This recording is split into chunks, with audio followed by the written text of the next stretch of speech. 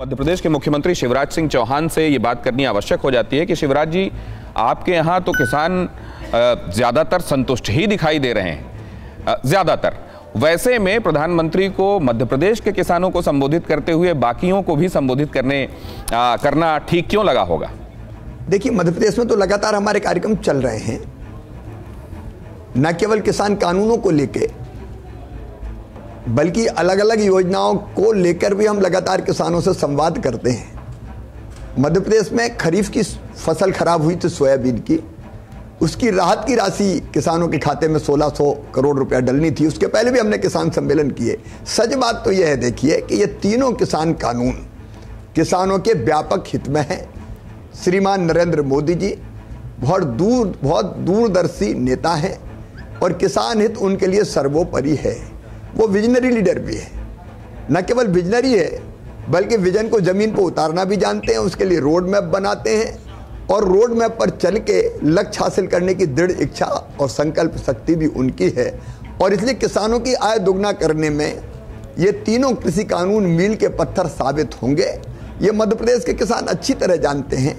हमने जगह जगह संवाद करके उनके बीच किसान कानूनों को रखा भी है और उससे बड़ी बात यह भी है कि किसानों को उनका फायदा भी मिल रहा है। किसान जानते हैं कि 6 महीने से लागू है ये कृषि कानून, कोई मंडी बंद नहीं हुई, मंडी के बाहर भी अनाज खरीदा जा रहा है, एमएसपी पर भी खरीद जारी है, लेकिन एमएसपी से ऊपर रेट भी मिल रहे हैं कई अनाजों के, और इसलिए उस पर भी किसान अपना अनाज बेच के और प्रतिस्पर्धा में लाभ कमा रहे हैं। तो मध्य प्रदेश में किसान केवल मध्य प्रदेश की बात नहीं करता, मैं मानता हूं कि देश में भी पूरे किसान संतुष्ट है।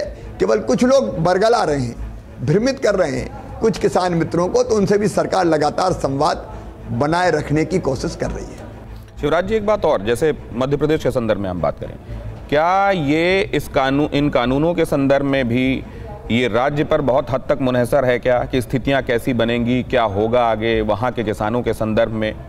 देखिए, कानून है, किसान जागरूक भी है, लेकिन बेहतर ढंग से इंप्लीमेंट करने की जवाबदारी राज्य शासन की है।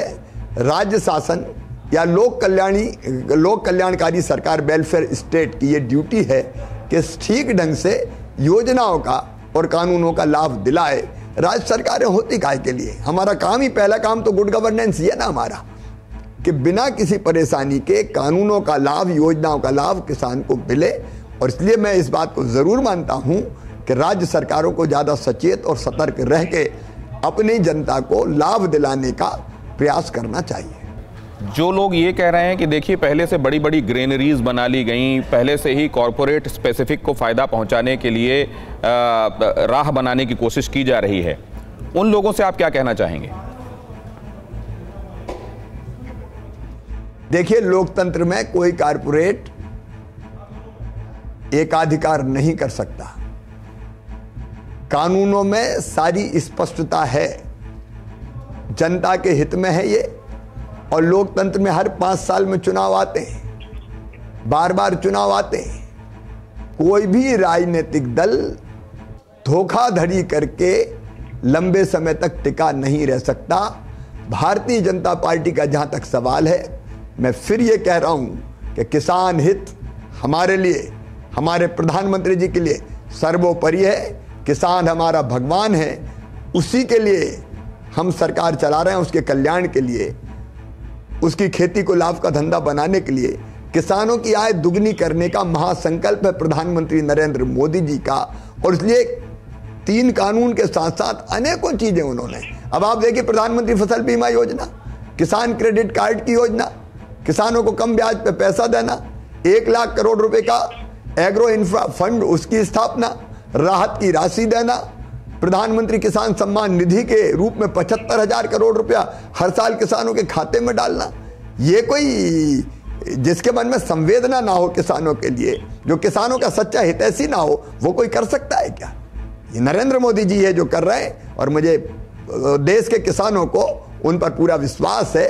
थोड़ी बहुत समस्या है तो संवाद से उसका समाधान हो जाएगा। बहुत थोड़े हमारे साथी हैं, वो निश्चित तौर पर सारी बात समझेंगे। शिवराज जी, आपने वक्त साझा किया, बहुत धन्यवाद आपका।